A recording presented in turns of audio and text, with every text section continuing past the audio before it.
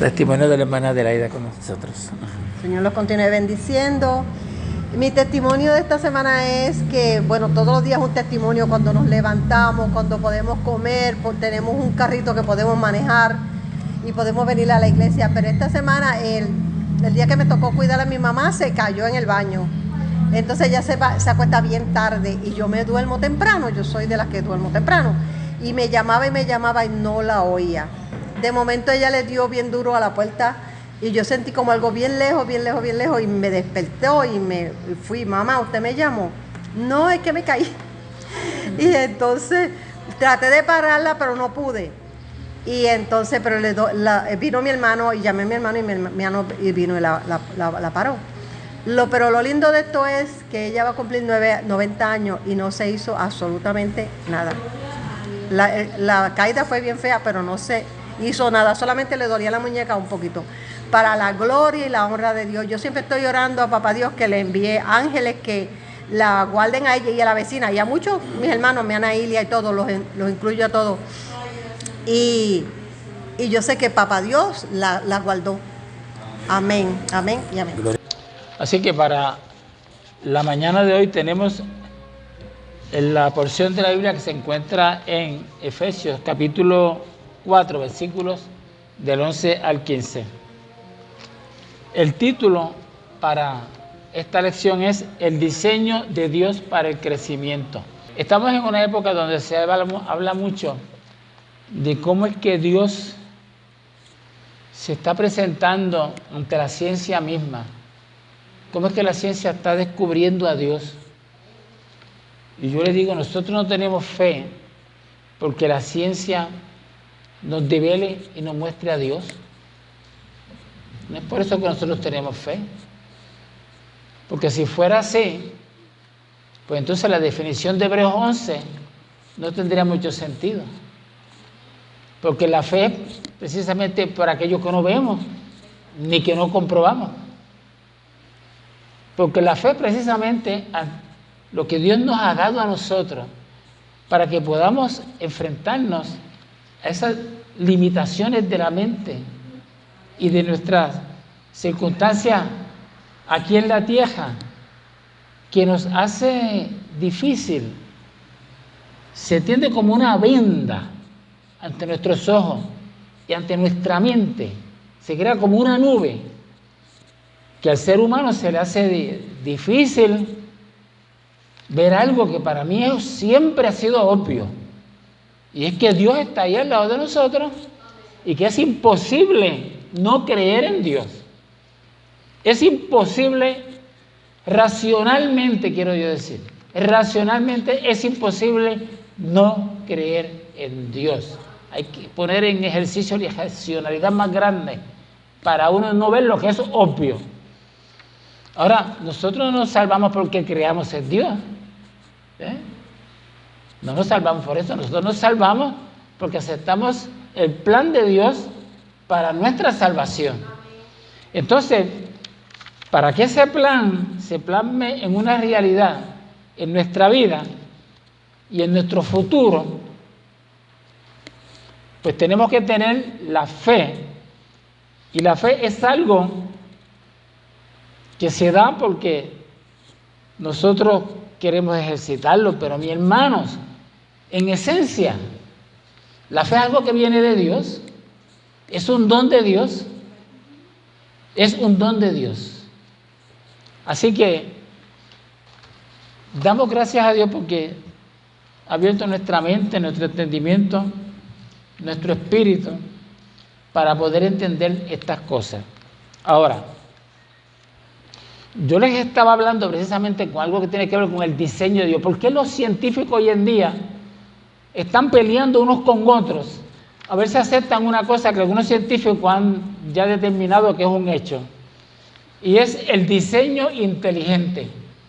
Que en la naturaleza hay un diseño inteligente. Mire, usted no tiene idea de las peleas que tienen los más grandes científicos del mundo. Los premios Nobel o Nobeles, como se quiera llamar. Porque algunos aceptan que hay un diseño inteligente y otros no quieren aceptar. Pero para mí eso es obvio que hay un diseño inteligente. Ahora, una persona que no conoce al Señor, puede decir, pues, diseño, puede llamarle de X forma, diseño inteligente. Algunos amigos le dicen el arquitecto del universo. Otros lo pueden llamar por otros nombres. Nosotros lo podemos llamar Dios, Jehová. Lo importante no es el nombre, sino la realidad de que Dios está en toda la naturaleza y también es inmanente a nosotros. O sea que Dios está en nosotros. Eso cuando se habla de la inmanencia de Dios. Es decir, que el ser humano mirando al mundo, en la naturaleza, y mirándose a sí mismo, a su conciencia, no me he encontrado otra cosa que no sea Dios. Y siendo el amor de Dios tan grande, ha decidido revelarnos. Entonces eso es lo que es el Evangelio. Dios nos amó tanto que primero nos dio un plan para ver cómo nosotros podíamos alcanzar la salvación. No lo logramos, pero nos amó tanto que dio a su Hijo Jesucristo para que viniera a mostrarnos al Padre, entregarnos las buenas nuevas y que nosotros pudiéramos de una manera fácil accesar al reino de los cielos. Ahora, en la iglesia nosotros tenemos unas preocupaciones siempre acerca del crecimiento de la iglesia. Si hay más miembros o hay nuevos miembros. Entonces yo me pregunto, ¿qué es realmente lo importante? ¿La cantidad de gente que hay en la iglesia o que la iglesia cumpla con su llamado de la proclamación del Evangelio? Yo he concluido que lo importante es que hagamos la voluntad de Dios, lo que Él nos encomendó desde un principio, que es la proclamación del Evangelio por todo el mundo, ir por todo el mundo.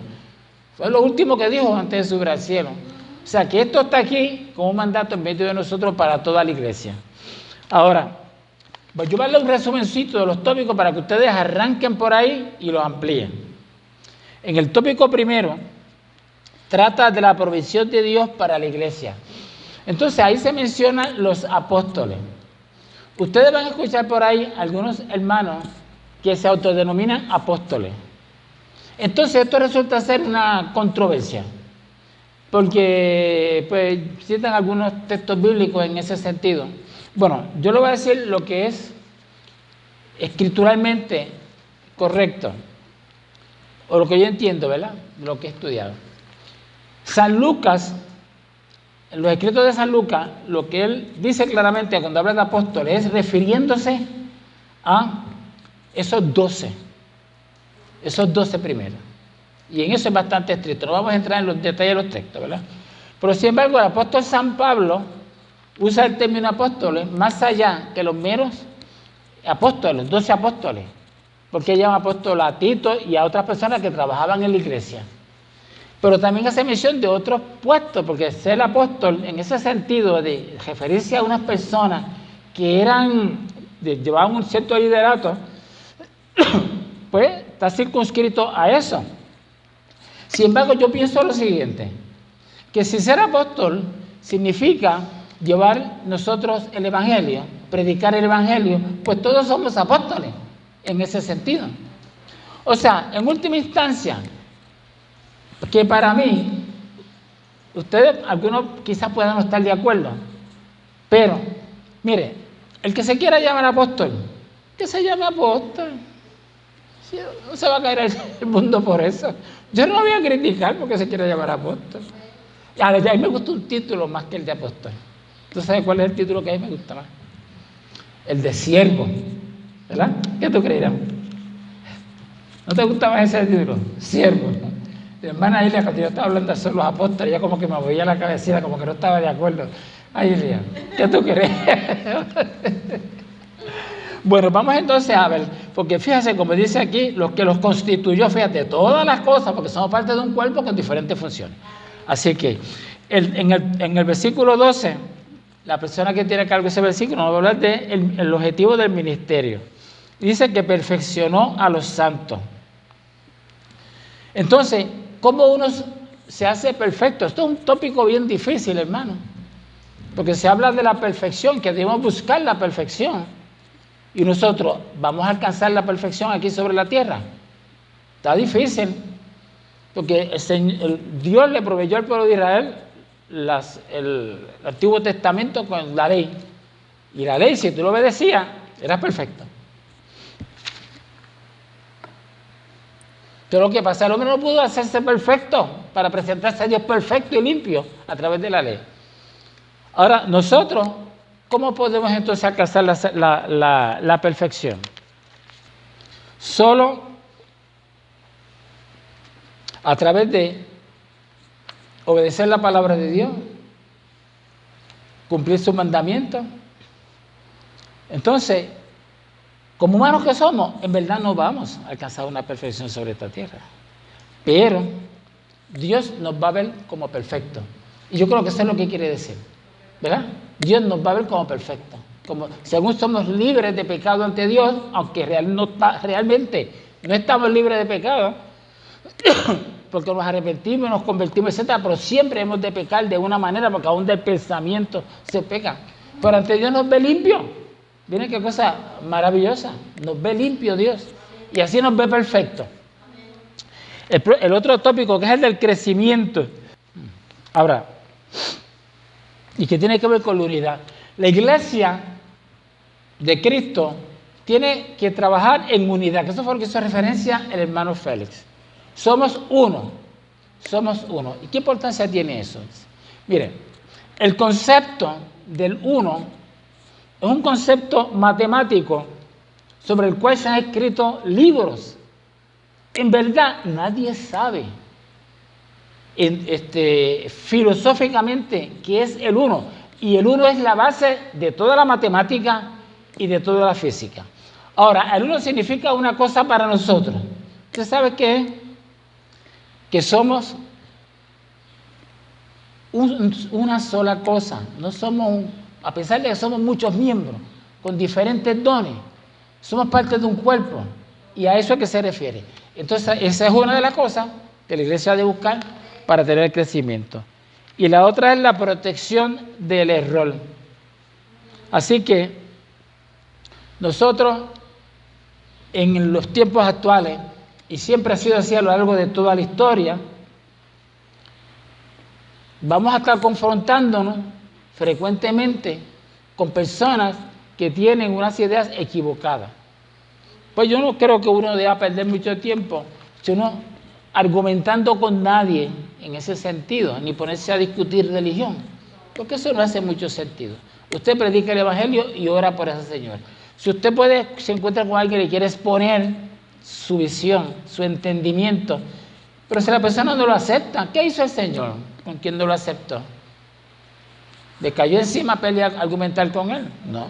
Él le planteó la verdad, lo deja tranquilo y Dios es el que hace la obra. Ahora, hay una cosa que también yo quiero, que es la parte final, que yo quiero enfatizarlo un poco, y es la verdad en amor, que es el versículo 15. Bueno, ¿qué quiere decir la verdad en amor? Bueno, la verdad es algo que a veces, para sobrevivir en esta sociedad que tenemos, la gente tiene que echar mano de la mentira, ¿verdad? Nosotros no lo hacemos y nos cuidamos de hacerlo. Ahora, yo le digo que siempre hemos de andar con la verdad. Y le voy a dar un testimonio, para que usted vea lo importante que es eso de mantenerse siempre con el portaestandarte de la verdad, y nada más que la verdad. Como cuando usted va a corte que dice, voy a decir la verdad y nada más que la verdad. Eso es bien importante. Porque aparentemente la mentira le facilita la vida a algunas personas en determinados momentos. A la larga eso no va a funcionar. Entonces yo le voy a dar un testimonio. Es el testimonio de una pariente nuestra. Ni quiero mencionar el nombre porque no le he pedido permiso para mencionar su nombre, aunque quizás lo haga. No creo que me vaya a demandar. Nosotros tenemos una pariente, una sobrinita, que en un momento dado fue abandonada por su madre y fue para el hermano de una tía de nosotros, se llamaba Manuela, tía mía. Y Manuela la crió.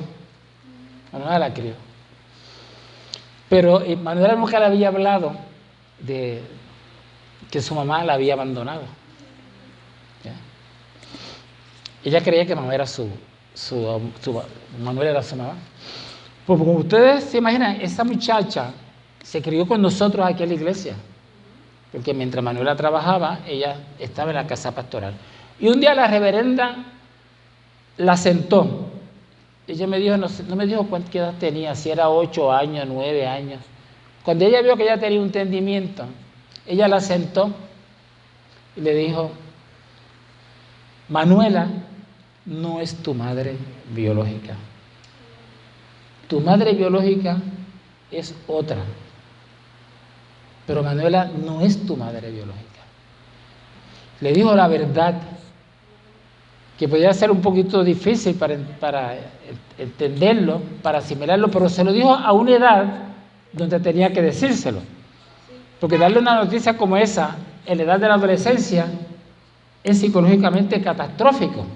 Se lo dijo cuando se lo tenía que decir. Entonces el testimonio que me da esta sobrinita de nosotros es que eso hizo una diferencia tan grande en su vida. Y ustedes lo ven a lo largo de su vida, ¿cuál ha sido? Ella fue Miss Universo aquí en Guayama. ¿Ustedes se acuerdan cuando esta muchacha fue Miss Universo? Una muchacha preciosa. Representó a Guayama en Miss Universo. Es una alta oficial ahí del Tribunal de Guayama. Su vida ha sido una vida de éxito, una vida sana y una vida que se ha mantenido sirviendo al Señor. Y fíjense que las cosas comenzaron con una verdad, diciendo la verdad, aunque parezca difícil. Por eso en el Evangelio nosotros siempre vamos a proclamar la verdad.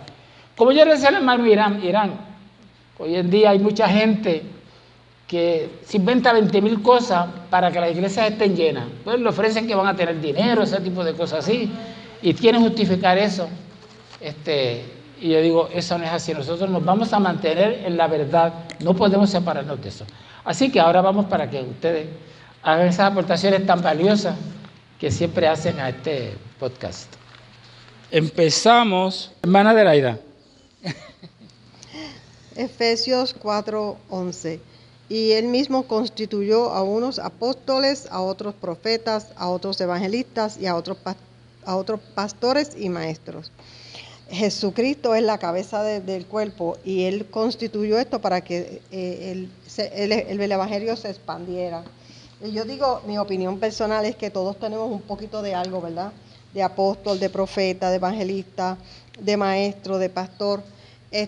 Cuando salimos por ahí le hablamos a alguien, cuando le profetizamos a alguien, mira nene, no hagas esto porque tú sabes. Y todos tenemos un poquito de eso. Y Jesucristo, Él es la cabeza y nosotros somos el cuerpo. Es como la mano, el ojo, los pies, todos tenemos una función diferente, pero todos somos un solo cuerpo. Y eso fue lo que Jesús hizo. Y ese es el diseño de Dios para el crecimiento de la iglesia, tal como lo hemos definido nosotros. Vamos al segundo tópico que le tocaba a la hermana Ilia. A fin de perfeccionar a los santos para la obra del ministerio, para la edificación del cuerpo de Cristo. Aquí, yo veo aquí también, como dice el hermano de ella, yo también veo unos dones, porque cada ser humano pues tiene su don. Sí. ¿Verdad? Entonces el Señor repartió a cada ser humano según lo que podía hacer y según su don. Fíjate, ¿qué sucede? Que Él tenía que perfeccionar a todas estas personas para que la iglesia creciera y se esparciera el Evangelio. Tú has dado en el clavo de la interpretación. ¿Cómo nosotros nos perfeccionamos? Pues, tú estás perfeccionada, aquí todos estamos perfeccionados. ¿Por qué? Porque hemos dado testimonio toda la vida de servir al Señor. Exacto. Pero entonces, ¿cuál es el mecanismo exacto, concreto? El de los dones, ¿verdad? El de los dones. Okay. Entonces dice, para la edificación del cuerpo de Cristo, o sea, para edificación de Cristo, o sea, nosotros todos pertenecemos al cuerpo de Cristo. Y cada uno va a realizar la tarea que Cristo le da. ¿Ves? Porque si todos fuéramos evangelistas, ¿quién sería maestro? Exacto. Si todos fuéramos, ¿cómo te diré aquí? Profeta, ¿quién va a evangelizar? Exacto. Y así sucesivamente, los pastores tienen un don, y tienen que unos deberes. Si todos fuéramos pastores, entonces, ¿quién iba a ser el maestro? ¿Quién iba a difundir la palabra? Y para mí, esta palabra que dice aquí que somos los apóstoles, eran los discípulos. Que estaban aprendiendo del Maestro Supremo, que era ¿quién? Cristo Jesús. Ellos estaban en un proceso de aprendizaje. Nosotros somos discípulos de Cristo. O sea, no todo el mundo tiene que ser apóstol, ¿verdad? Ni sentirse mal. No todo el mundo. Pero si alguien se quiere decir como dicen en inglés, you are entitled to your own belief. Pero tampoco lo critico, ¿verdad? Que cumpla su labor y haga lo que tiene que hacer. Exacto, lo importante es que se haga la labor. Lo importante es hacer la labor y su don, evangelizar y perfeccionarlo. Y que si vas a ser un pastor, sé muy buen pastor. Exacto. Si vas a ser un maestro, sé el mejor maestro. Dice, o sea, en nuestra profesión, ¿verdad? Maestro de profesión, nos decían en el colegio de educación que el ser maestro era emular al maestro mayor, que era Cristo. Muy bien. Entonces, que nosotros teníamos esa tarea encima, que nos querían decir, hay que portarse bien con esos niños, con esos estudiantes, con esos pequeñitos. Y darle modelaje, ¿verdad? De amor, y ser ejemplo. ¿Ustedes se creen que yo podría, a los 19 años, yo podía estar en una baja? Primero, que no era mi anhelo. Y segundo, que por mi profesión tampoco podía. No podía hacer un escándalo en calles, no podía enojarme. Si iba guiando, y ustedes saben que cuando uno va guiando le hacen miles de cosas a uno en la carretera. Yo no podía decir nada porque yo era ¿qué? En esa época los te danzan que hacían los muchachos. Nada. Primero que es que no me llamaba la atención. A mí tampoco. Ay, a mí no me gustaba eso. Entonces, a mí lo que me gustaba era pues estar en la iglesia, Vámonos haciendo porque cosas. nos encontramos bien. No vale la pena esas cosas. vale la pena. Sí, que nosotros nos perfeccionamos bien, aprendiendo de todas estas experiencias de la vida y de los dones que cada cual tiene. Exacto. Es en la práctica de los dones que nos perfeccionamos. Ahora vamos ahora con la hermana Cristina, el próximo versículo que tiene que ver con el crecimiento. El 13.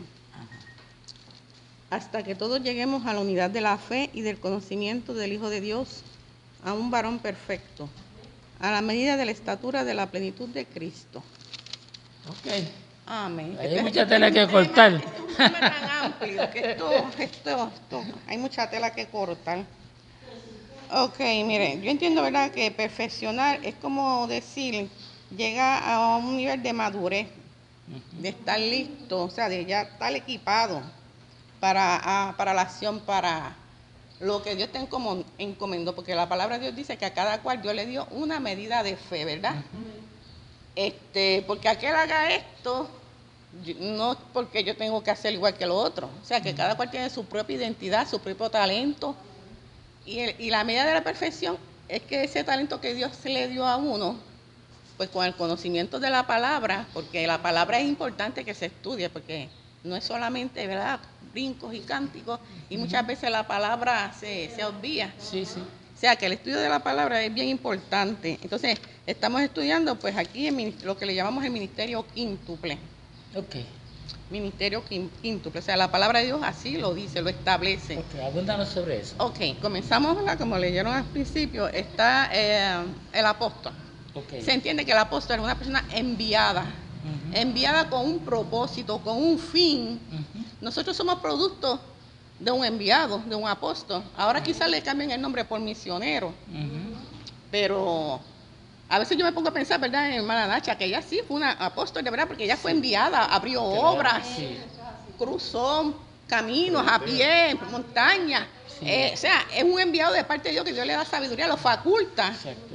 Entendemos que para poder abrir obra, Dios tiene que enviarla a alguien, y ese es el apóstol. O sea, si vamos a ver, realmente ella fue una apóstol, porque hizo lo que Dios le mandó a que le enviaran. Muy bien. Ok, el apóstol es enviado, pues, ¿para qué? Para que se abran iglesias, o sea, se predique el evangelio, y entonces de ahí es que salen los ministerios, porque hay una grey.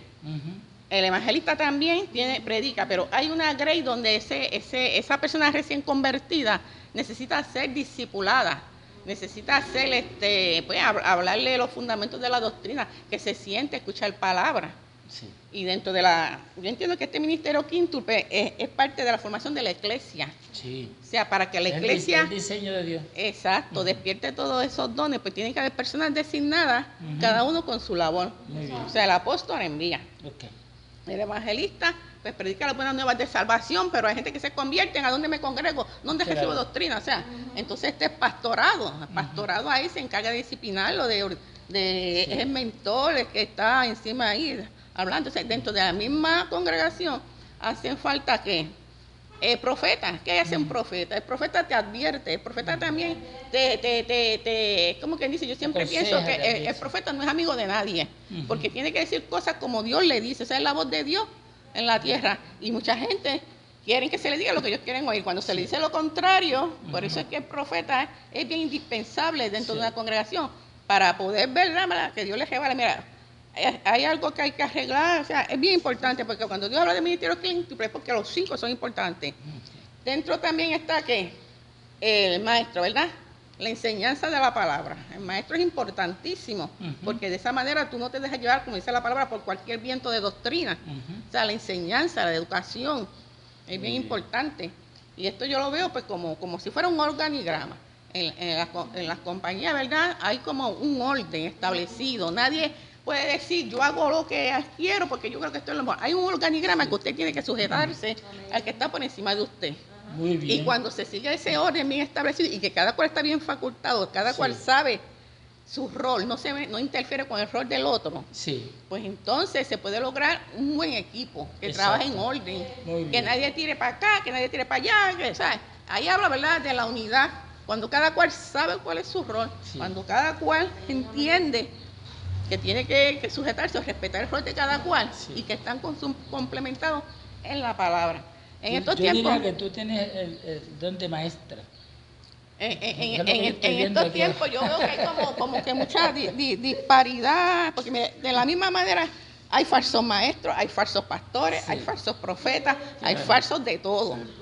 Pero ¿qué pasa? A veces la gente, como le dije al principio,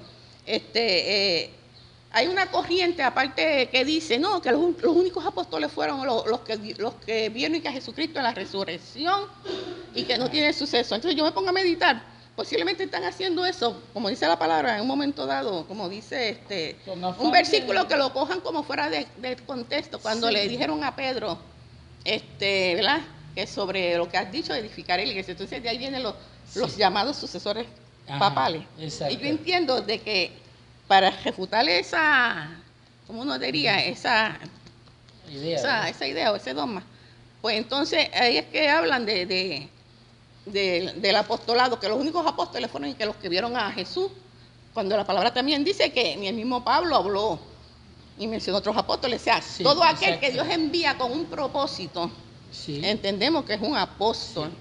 De que se denominen o qué sé yo, ya eso es un problema. Es como es verdad, exacto, es una cuestión de idioma, de semántica. Exacto, cuando la palabra habla, ¿verdad?, de que es necesario ese ministerio quíntuple, es para que la iglesia trabaje con la madurez equipada y unidad, porque cada cual sabe lo que le corresponde, porque cada cual tiene su propia medida de fe y nadie interrumpe ni se interviene con el rol del otro. Tremenda explicación, muy buena, muy buena. Vamos entonces con el hermano Félix. Amén. Versículo 14, Efesios 4, versículo 14. Así que ya no seremos niños fluctuantes, llevados por doquiera de todo viento de doctrina, por estratagema de hombres, para engañar, que emplean con astucia las artimañas del error. Amén. Estamos hablando, ¿verdad?, acerca de un propósito, y ese propósito también tiene un objetivo. Ya hemos explicado, ¿verdad?, cómo surge la preparación que Dios hace, ¿verdad?, con ciertos hombres. ¿Por qué? Porque había que capacitarlos, ¿verdad?, para de esa forma llevar una enseñanza, ¿verdad? Y esa enseñanza tiene un objetivo. Después de todo ese esfuerzo en esa enseñanza, el objetivo, ¿verdad?, es que el creyente o la iglesia sea madura, ¿verdad? Pueda crecer hasta llegar a la madurez, que alcance la unidad en la fe, ¿verdad?, que es bien importante, y que crezca, ¿verdad?, espiritualmente, que es el propósito fundamental, hablando la verdad de Dios. ¿Para qué? Para que lleguemos, ¿verdad?, a la estatura de Jesucristo. Oye, nos dice que no seamos como niños fluctuantes, Amén. ¿verdad? Entonces, amén. Entonces habla, ¿verdad?, de que no seamos niños fluctuantes, ¿verdad? ¿Por qué? Porque cuando dice la palabra fluctuante, se refiere, ¿verdad?, o describe que son, se refiere a los creyentes inestables, a los que están inestables, ¿verdad?, los inmaduros. Y esa enseñanza es para que no ocurra, ¿verdad?, esa debilidad. Es una enseñanza que va a fortalecer. ¿Por qué? Porque más adelante van a surgir vientos de doctrinas falsas. Y lo importante es, ¿verdad?, estar en el fundamento, en la base sólida, para que esos vientos de doctrina no puedan arrebatarnos, ¿verdad? Porque muchas veces podemos estar vulnerables, ¿verdad?, y nos pueden arrebatar esa gran verdad del Evangelio. Por eso es que tenemos que ser, ¿verdad?, fuertes, robustos. Estudiar la palabra. Amén. Y siempre, amén, eso es así. Qué lindo, ¿verdad? Sí. La última parte, que ya yo la discutí, que es el aspecto de la verdad, cómo tenemos que mantenernos en la verdad. Y vamos entonces a terminar la lección. ¿Alguien quiere añadir algo? Vamos con la hermana Ilia. Sí, pues te voy a decir algo. Sino que siguiendo la verdad en amor, crezcamos en todo en aquel que es la cabeza, esto es Cristo. Okay. Mira, el Señor dice, la verdad os hará libre. Tú quieres ser libre, ¿ves? En Cristo Jesús. Pues mejor es que tú digas la verdad. Mira, me siento enferma, tengo esto, no puedo estar ahí contigo, pero ya estaré. Claro, Ilia, para terminar la lección, y esto lo voy a extender a todos, tú puedes dar testimonio de alguna artimaña que el diablo haya hecho para inducir terror. ¿Algún hermano aquí? Es que te acuerdas, porque siempre todos hemos tenido esa experiencia. No sé por qué, fíjate, que yo, bueno, cuando yo era adolescente... O algo que haya escuchado recientemente. Bueno, mira, vamos a empezar. Un aquí. Ejemplo por ahí de las artimañas que hay. 15 años, ¿verdad? O sea, que uno es adolescente, es inmaduro. Pues a mí me encantaba bailar. Ese era lo más que me gustaba. Y yo me encantaba bailar, pero en mi casa. Yo no iba a ningún sitio de esto. Ajá. Pero yo tenía amistades, pues, de todo, ¿verdad? Como suele ser. Y me invitaban para unos bailes que hacían ahí, en la cancha del Colegio San Antonio, ¿verdad? Eran unos bailes que hacían que todo el mundo se ponía de pie y de gala. Y entonces me invitaban. De moda, sí. Sí, pero yo no iba.